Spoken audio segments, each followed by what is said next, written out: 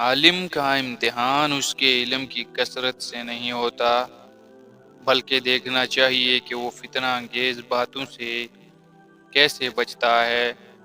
زیادہ گفتگو سوچ و فکر کو مردہ کر دیتی ہے۔ خلوص اور عزت بہت نایاب تحفے ہیں، اس لیے ہر کسی سے ان کی امید نہ رکھو، کیونکہ بہت کم لوگ ہوتے ہیں جو دل کے امیر ہوتے ہیں۔ دو چیزیں اپنے اندر پیدا کر لو، چپ رہنا اور معاف کرنا، کیونکہ چپ رہنے سے بڑا کوئی جواب نہیں اور معاف کر دینے سے بڑا کوئی انتقام نہیں۔ بیوقوف جب تک خاموش رہتا ہے عقل مند شمار ہوتا ہے۔ اس رب کی ناراضگی سے ڈرتے رہو جس کی صفت یہ ہے کہ اگر تم بولتے ہو تو وہ سنتا ہے، اور اگر دل میں رکھو تو وہ جانتا ہے۔ صبح کی نیند انسان کے ارادوں کو کمزور کر دیتی ہے۔ منزلوں کو حاصل کرنے والے کبھی دیر تک نہیں سوتے۔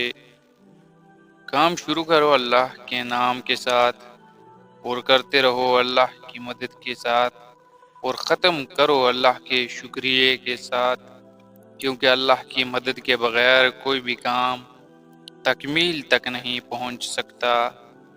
محبت دور کے لوگوں کو قریب اور عداوت قریب کے لوگوں کو دور کر دیتی ہے۔ کسی فکر کو قبول کیے بغیر اس پر غور کرنا آپ کے تعلیم یافتہ ہونے کی نشانی ہے۔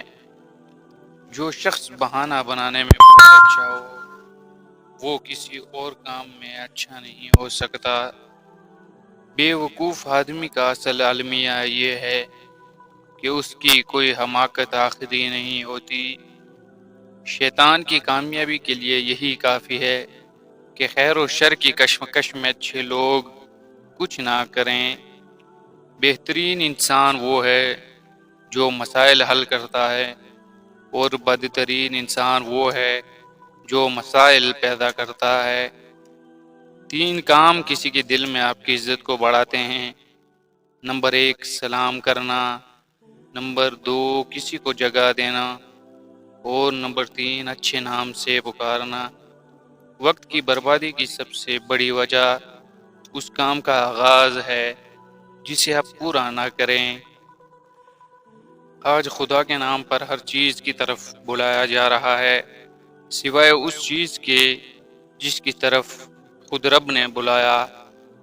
اصولوں کے لیے جنگ کرنا بہت آسان ہے، اصولوں کے مطابق زندگی گزارنا بہت مشکل ہے۔